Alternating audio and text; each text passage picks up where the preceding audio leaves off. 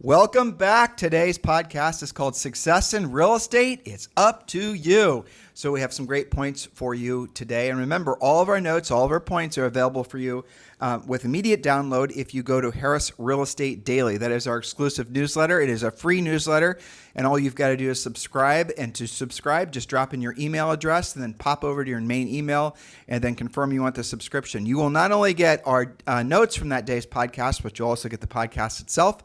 And a lot of exclusive content. For example, Julie and I are working on a long-form outline for tariffs, specifically about tariffs. That's the topic du jour, and it's going to stay the topic du jour for a long period of time.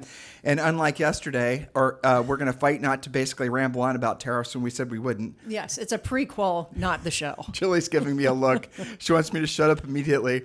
Well, it's because we've been learning so much as we've been digging into this whole tariff thing. Because everything else in life nowadays has become politicized.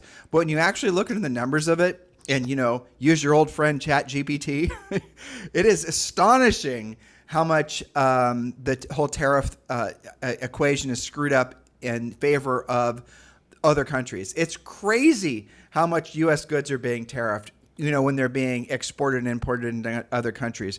All these things that are just, when you look at them on the surface, you wonder what the heck is going on? How can this actually be true? And then you dig into even more into it. And again, I'm not going to talk much more about it. You have to read the white paper about this that I'm writing, but it's very fascinating. And I will say this.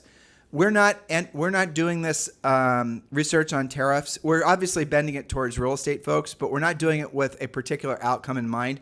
We're looking for a reason. We're just reporting on it, and then what we're going to do is we're going to give you guys all the facts, and we're going to peel back all the layers of the talking points from the various political factions that are pro or against, and we'll leave it up to you to make your own decisions. But from the research I've done so far, collectively over time, and the over time part's going to be the part that sucks, frankly, because over time is going to be years, the net gain to the United States could be extraordinary as job creation and all these things start to happen. But again, we'll give you the facts, you make the decision, and that is going to be coming to you in Harris Real Estate Daily. So make sure you subscribe to that newsletter, harrisrealestatedaily.com. Yes, that's right. And it is taking some research and some investigation on our part. And I look forward to bringing them that podcast about tariffs. And I would caution everyone because this is it's an old concept because it has been done before, but it's a new concept for our modern era. So be careful as you're learning, as we're learning, what you're listening to, what you're reading, because a lot of people are opinionated on it. I'm not sure everybody is as educated on it. So one of the things that I do before we do a podcast, as you do, is we do a lot of research. I'm using whitehouse.gov for the actual mandate and the actual language because it does have lots of facts and terminology and historical basis.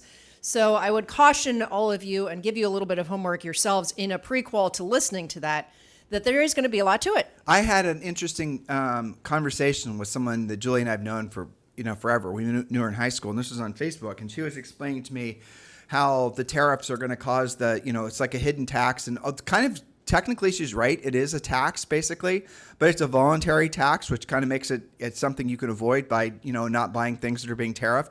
But she was very resolute that the amount of goods that the U.S. consumers use between finished and unfinished goods was like almost 100% imported. And so I thought, well, that was interesting because I never actually done the research on unfinished goods. So unfinished good would be like lumber, right? Finished good would be like a car that was assembled, right? And so I did some homework on that. And it turns out and again, I'm going to conflate these numbers, but I think 25% of all consumer goods are finished and unfinished imported goods. I think I got that right. 25%, and only 15.9%, I'm pretty sure I got that one right, of all finished goods are imported. Now, isn't that crazy? So 25% of all the stuff that's brought into the United States, 25% is imported, and that goes to make things, and that also goes to basically its finished product, arrives at your door. And of that 15.9%, so it's not 25% plus 15.9%. So 15.9% of the 25% is actually finished goods. Isn't that a hell of a lot less than what you thought? It was for me. Yep. And that's can easily, like, if, for example, you're thinking about buying a car, and here we are saying we wouldn't talk about tariffs, by the way. If you're thinking about buying a car and all of a sudden the price goes up by whatever it's going to go up by, buy a different car. You can, that's the power of tariffs from a consumer perspective. You can change your buying behavior. But anyway, so I'm going to stop Yes. myself because I find this topic very fascinating. It is. Because the ramifications, and it makes me really, truly wonder what the hell I'm missing, because it seems like such a clever way to essentially maybe even get rid of the income tax, as Trump has Or at least suggested, part of it. or at least part of it, Yeah. but also to solve a lot of the sort of the political have and have-nots conversation, all these other things that have sort of become ingrained, tax the rich and all the rest of it. Well, a tariff kind of solves a lot of those problems if you think culturally. So years from now, we could have completely different conversations that might help to, again, further unify the country. But I'm being maybe possibly too optimistic. So let's go back to our topic. Yes. All right. So we're talking about success in real estate. It's up to you, getting you into control. Stress in life and real estate stems from a lack of control. You can't control the inventory, the interest rates, or sales velocity, so what can you control? Today we'll talk about how to make money consistently even if the market isn't super red hot, even when things seem slower than you'd like. Maybe there's a blizzard in your town, for example, especially when you're frustrated, bored with the grind, or just plain stuck. Not that any of those things ever happen, right? And obviously, we've been, paying attention to what you guys are feeling. And as we've been letting you know every single day, a lot of you are already starting out your years, going to have some of your, a lot of you are going to have your best years ever. There's no doubt. But some of you feel like there's if you've been in the business for a while, you're feeling like this is a strange start to the year. Well, it's because it is. Mm-hmm. And so it's not you, it's the market, but you can't make it so that it's you. So this is the reason that Julie wrote this show. So you guys can essentially, acknowledge the fact that maybe the challenges of the start of this year were a little unusual, but who cares? You're just gonna have to work a little bit harder, in some cases a lot harder, to get back on track, and until the momentum starts going in your favor again. That's what today's show is all about. That's right. And as usual, we start with adjusting the mindset, right? So this is something you reminded me of on our walk yesterday. There's a saying that goes like this: hard times create strong men. Strong men create good times. Good times create weak men, and weak men create hard times. Now, this saying is attributed to G. Michael Hopf, and he was a writer. He wrote a post-apocalyptic novel called Those Who Remain. But this is really very often quoted. And since I'm reading quotes and we have points, remind them how to get their notes. I already did. Oh, you did. That's right. Yes. Okay, so they don't have to write down every word, right?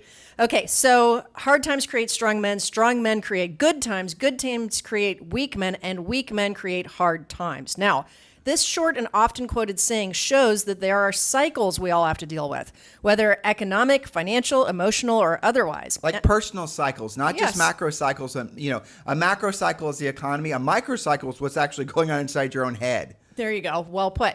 Sometimes the cycle is short, a few weeks or months, and if it's in your own head, maybe a few minutes or hours. And sometimes it's longer, years or decades. When we have good times, everything seems to be easy.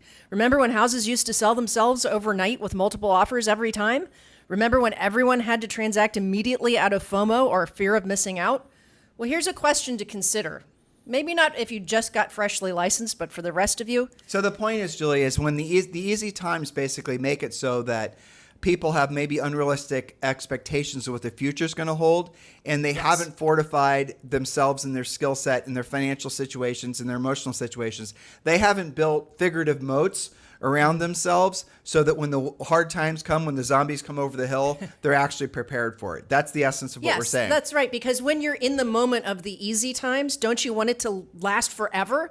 And you want to do everything you can to enjoy and exacerbate those easy times, so your mind isn't really on building the moats, is it? So the people that essentially the greatest fortunes of humanity, men and women, have always been made during the greatest times of change. Whether we're in one of these greatest times of change periods now or not, history will prove. But the reality of it is that we probably are. And so if everyone else is operating under this we'll wait and see mode, which is what I feel a lot in the economy right now, we'll wait and see what happens here, what happens there.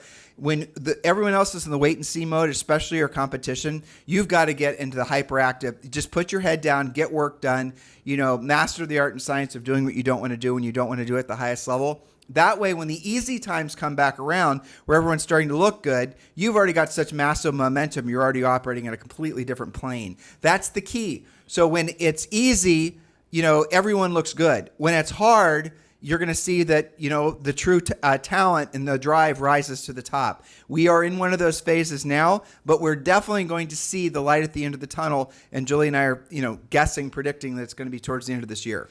Yes, or hopefully even sooner. So, did the good times maybe make you weak or make you weak some of the time because your expectations became unrealistic, as Tim was just talking about?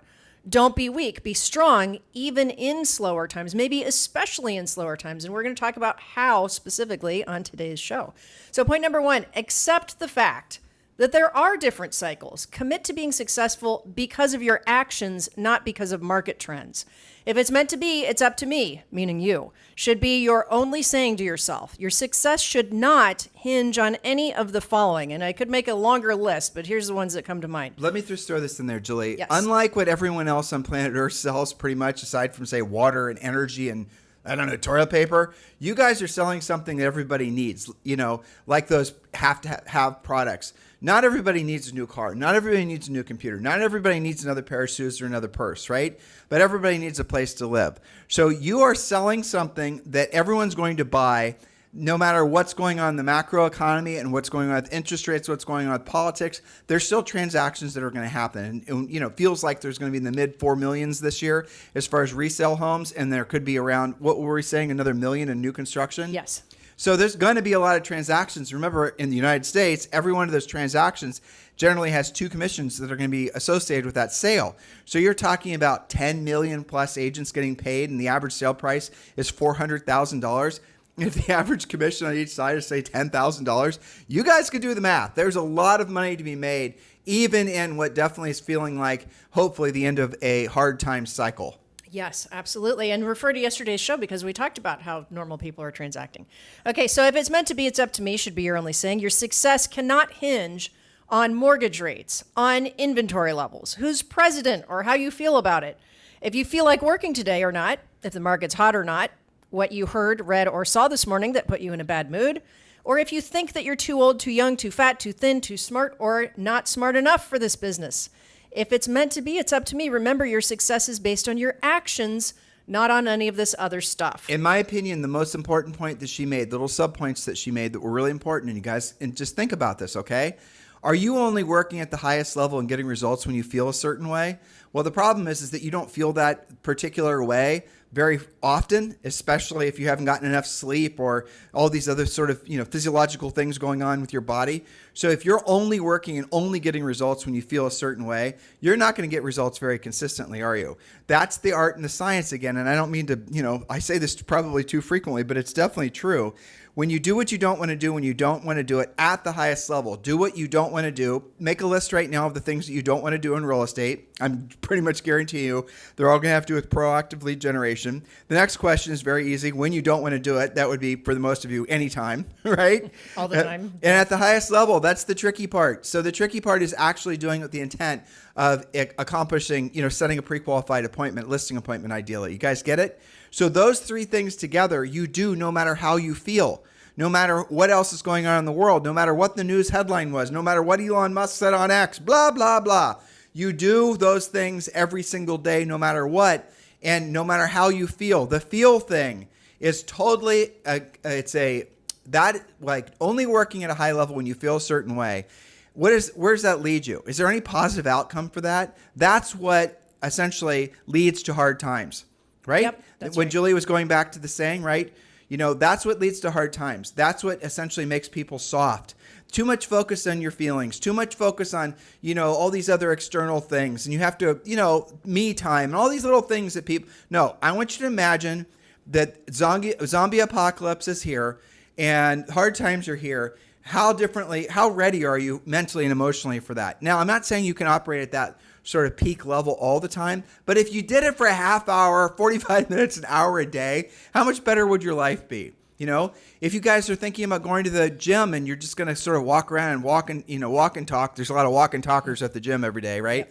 Yeah. Or are you going to go there actually to the point of raising your heart rate and actually go to the point of, trying to put in a real effort while you're working out? The accumulation of doing that, even when you don't feel like it, is profound after a day, but certainly after a year. That is true with everything in your life, but you're never going to experience it if you're only trying to get results when you feel a certain way. This is a very good segue into point number 2, which is accept that success results from consistent and dollar productive actions, probably the things that Tim put on your list that you didn't feel like doing today, not from stringing together random wins. You can control your consistent action, but you can't control random wins. Run your business on systems and strategies, not on luck and hopium. Consistency compounds, occasional brilliance fades. For example, and Tim just was talking about this, know your numbers and work them to your advantage. If you know that every time you speak with 10 expired sellers, you set 2 listing appointments, well, you're in control of your success. Most agents wait for something to appear in their voicemail or run into somebody who might need an agent. But that's not a plan. That's not consistent effort. But also know, like you can make consistent effort making, TikTok videos or making YouTube videos. That does require effort. That does require time. So when you're choosing what we are going to put your consistent effort towards, you got to have some minimum standards, some rules for yourself, and I'll give them to you right now. You have to be spending your time every single day. If you know you've done, and I know your next point, Julie, if you have to complete your real estate treasure map, which Julie's about to talk about, having a plan, and your real estate treasure map calls for you to have 3 listings at all times, or 5 or 10 or whatever your number is. And everyone's going to have a different number depending on what their overall financial situation is. Whatever that number is, that is what you have to do every single day. Again, no matter what you feel like, how you feel. And when you build your life around making that certain number of contacts every single day, now who do you contact? Obviously people who have their hands in their air right now saying, yes, I want to sell my house. So in our opinion, there's work and then there's work theater. Work theater is everything else other than having direct conversations with decision-making adults about ideally selling their home and obviously working with potential buyers. But if you're not having direct conversations with people who are actively trying to sell their homes now, expired for sale by owners, there's 20 different sources we teach you in Premier Coaching. You have to be really hard on yourself and say, I'm just doing work theater. Doing a bunch of TikTok videos or Instagram videos or all those other things, it is, frankly, work theater, and it's not going to get you consistent results. You already know that if you talk with 10 expireds today, you probably will trip over at least 2 or 3 that you can get the listing for if you actually made the call, knew what to say and how to say it. Doesn't that make sense? It does. Yes, so the filter that you run things through when you're talking to them about work theater versus real work of real estate is if you're having that direct conversation. Well, that is going to put it like if you make a bunch of, Instagram, whatever, social media content, let's just say, is it going to absolutely 100% lock in, no questions asked, a commission check in the next, say, 90 days or less? It's not. And you know it's not. And same goes with anything that's marketing and branding. But if you call expireds and you talk to, say, for example, Julie, her example, 10 expireds a day, there is virtually a 0.00 chance you won't at least 1 or 2 or 10 transactions as a result of that. And yet, why do you choose to do work theater versus the real work? Because the real work requires you know what to say and how to say it. Real work requires that you're going to have a little bit of maybe you're going to have to get over your fear of picking up the phone or the fear of having conversations where people could say no to you, all those things. But you got to move past the work theater if you actually want to be of service to people and make money. Very well put. All right, number 3. You mentioned this. Have a business plan and follow it. Get involved in Premier Coaching and follow the appropriate plan for you. Now, we have the Real Estate Treasure Map. That's your step-by-step personal and business plan. Very robust, lots of pieces and parts to that. We also have the survival plan. If you're in panic mode and you literally aren't sure if you're going to be in business next month or next quarter, we have the 90-day massive action plan. It's not enough to just have the plan. You have to do the plan. And that's where coaching comes in. And you can join Premier Coaching right now 100% for free. Just scroll down below, click the link to join Premier Coaching, or just go to premiercoaching.com. And yes, that includes everything we're talking about today that you receive in level 1. In addition to that, you receive a daily semi-private coaching call with one of our Harris certified coaches. Okay, so back to our notes here, guys. Remember, we're talking about getting you in control no matter what's happening in your market and no matter how you feel. Point number 4, stop waiting and start leading. Remember, you're saying, I'm a doer, I do things now, I get things done. Use this saying in your business and your personal life, and you will find that procrastinating is impossible. Examples of this. Again, the point, stop waiting, start leading. Don't wait for a prospect to call you back. Don't wait for the other agent to resolve a transaction issue. Don't wait for your past clients to call you when they're ready. How many times have we heard that? They'll call when they're ready. Don't wait for your buyer clients to find a house they want to see. Waiting isn't profitable. Taking action is. So move faster. Yeah, but how about this? Don't wait to actually, the new expireds that showed up in your system today. And by the way, the system will suggest you guys use for finding expired phone numbers as RedX, and we've got a little arrangement where you get a $150 discount. They waive basically all your setup fees. And what RedX does is it goes into your MLS every single day, searches out the new expired listings, finds phone numbers, and you get sometimes a lot of phone numbers, cell phone numbers and everything. That, by the way, in case you're curious, is extremely expensive. That's where all the money goes, when you're one of these list service companies, is they have to buy that data. They don't actually already have it. So anyway, then RedX feeds back to you not just the new expired, but also all the contact information for that seller.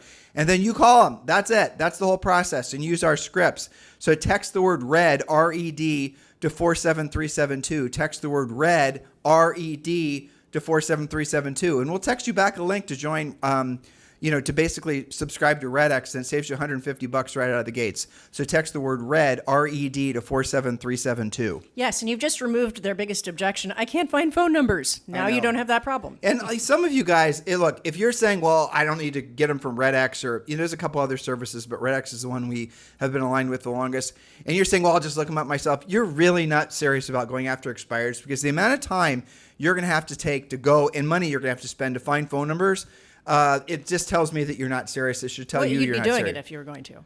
Well, but that's what a lot of them will do. A lot of them will say, well, there's 5 expireds, and I'm going to research every single one, decide which one I want to call. I'm going to do spreadsheets on every one. Then I'm going to find phone numbers, or I'm going to have a VA find phone numbers. Why the hell are you doing that? Just get the list of the expireds, get the phone numbers, use our script, and start calling them. Stop analyzing. Set the appointment, pre-qualify the seller, send the pre-listing pack, follow a 7-step listing process. Are you actually doing the real work of real estate? Or are you doing real estate, theater? That's the question all of you need to face down, especially this time of year. Yeah, I think, we're talking about don't wait. Analysis paralysis is part of the waiting thing, right? Because they use that as an excuse. I can't find phone numbers. Well, look, procrastination is nothing other than a fancy, elaborate, sort of almost therapeutic sounding excuse for being lazy. That's it. Sorry, okay, guys. That's it. That's all it is. Lazy to overcome your fears. Lazy to learn the scripts. Lazy to actually learn how to do the real work. Lazy. You're just procrastinating the inevitable. But it might not be inevitable for you, because you might procrastinate so long you're going to fail out of real estate. Well, cut that out. Do what we see on the Out. podcast. Bad you. Bad. All right, number 5. Oh, if they didn't like that one, they won't like this one. Make more contact. Successful agents have more conversations more frequently. You can't sell real estate without talking to people who want to transact. If you have not realized your desired income, it's only for one reason, and that's because you're not talking with enough people who actually need your help. Now, this sounds a lot like the last point. However, there's 3 little flavors to this. And I have a lot, especially our newer coaching clients will say, you know what? I am over picking up the phone. I'll pick up the phone. I'm not afraid to call anybody, okay? Pay attention to these 3 little mini points. Here's the first one. If you're talking with tons of people, but none of them are panning out, either they're not leads at all, or you think they're leads, but they're not doing appointments with you, you may be talking to the wrong source or perceived source of leads. Think about circle prospecting, social media leads. It's a non-targeted approach. You may be making lots of calls, but you're not talking to people who actually need your help. So that's one flavor that we help you with in coaching. Second thing, you might actually be confused about the definition of a lead versus a contact. And we talk about that virtually on every podcast. And the third flavor is, if you are talking to the most likely to transact folks, like for sale by owners, expireds, probates, builders, open house leads, etc., but don't have enough leads or appointments, you might just be ineffective with your conversations and need help with scripts and coaching. By the way, a contact versus a lead, Julie went over that quickly, but it's really important, and I'll do this succinctly, is a contact is what most of the industry calls a lead. A contact is just essentially a person's phone number and their address, maybe their phone number, email address, nothing. You have no real information on the actual motivation of that particular, let's say, seller. A lead, okay, which is what, essentially a higher standard. It starts out as a contact, but you know what their motivation is. You've fully pre-qualified them. That's what we teach you to do in Premier Coaching. So those of you who have dozens of what you're calling leads, you don't. You have dozens and dozens of contacts. So your homework from today's podcast, I'll humbly suggest, is to get our pre-qualifying script and call every single one of them. ask all the questions, know exactly what's going on, and then you can quickly decide whether that's indeed somebody who will ever transact. And what you'll discover is for every 100, leads that you have, and by your definition, you're going to discover that 90 of them were merely contacts that don't even remember that they contacted you in the first place, have no idea why you're sending them crap in the email, the whole thing. So make sure you pick up the phone and you fully pre-qualify them. Wouldn't you rather have 10 rock star locked in, committed to you exclusively, absolutely fully pre-qualified, leads, seller leads in particular, than just a whole crap ton of contacts? Well, you would naturally, but most of you don't chase. You're trying to build these big, impressive lists so you can show up at your meetups with your other real estate agent friends and brag about how many leads you have in your database and show everyone your fancy dashboard and how everyone's getting dripped on, all that, right? How's that working out for you, right? Look to see the people that actually transacted with you last year, and you'll see that virtually none of them, probably none of them, came from those big elaborate CRMs and drip campaigns. You know what? You can stop doing them. You can, and just focus on having pre-qualified conversations that lead to you pre-qualifying that person that you're talking to. And then the agent who has the fewest number of pre-qualified motivated leads is the one that always makes the most money, not the agent with the most, air quoting here, what you guys call leads, which are really contacts. Hopefully I explained that well. You did, and I just have to give a little nudge and shout out to new elite coaching client, Dion in Los Angeles, because guess what her homework was? Uh-oh. On one of our first calls, we discovered that she has what could be a great collection of leads, but she's going to do the homework you just described using the pre-qualification scripts and going for appointments, not just calling them contacts with good notes. She has what we think might be as many as 17 real buyers. However, ... After questioning them using the pre-qualification scripts, it's okay, and I'm giving you, Dion, permission that maybe that list is less than half of, quote, real prospects who are actually going to transact with you. So that was your homework this week. But most importantly, there are a lot of expireds in Las Vegas. 100%. Los Angeles. In Los Angeles. Oh, well, in Los Angeles too. Mm-hmm. And what she should be doing with those energies that she's using to chase those buyers is definitely go after the sellers. Because here's the thing. You already kind of know, like think about an expired seller. You know what the seller has to sell, or at least, probably has to sell, probably isn't a want to sell. You know what the price isn't because it expired. I mean, frankly, the price might not be an issue depending on the market. You know all kinds of things. You know that we know that 90% of all expireds is that they're going to sell that house. All these things that you will have immediately going for you when you make a call to that expired. All these, facts that you then can apply to that conversation. And we've already done all that work for you in our pre-qualifying scripts. 100%. And Dion just texted me before our podcast, and guess which script she's looking at? The expireds, all right? And by the way, Julie is interested in having 3 new elite coaching clients. And I appreciate the fact that you guys are respecting our warning.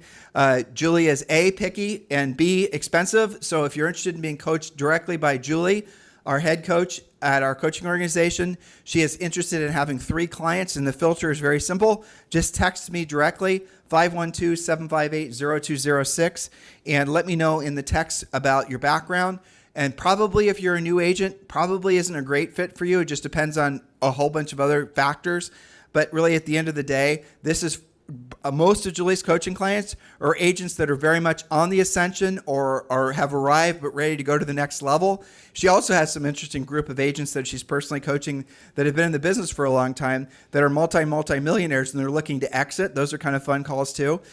She tells me about all those as well. So please, if you're interested in being coached by Julie Harris directly, text me directly at 512-758-0206. All right, so our final point today about getting you back into control. Number 6, don't reinvent the wheel or try to get creative. And this is sometimes with newer agents, but a lot of more grizzled veterans that are just in the boredom thing, repetitious boredom, and they try and mix things up just to feel excited again. But don't reinvent the wheel or try to get creative. The word focus, F-O-C-U-S, stands for follow one course until successful. Make sure the course you're following is proven, productive, and profitable. That's why agents sign up for coaching, whether that's Premier Coaching or My Elite Coaching, our one-on-one clients. But in conclusion, if it's meant to be, it really is up to you. Are you feeling educated, motivated, and ready to be in action? What are the 3 things you'll do as soon as we end this podcast that will lead you to new business for sure? Be consistent in your actions, even and especially when the market isn't doing the work for you, when it's super hot and everybody wants to transact for fun. Cycles are normal. You can't control them, but you can control how you handle your own business.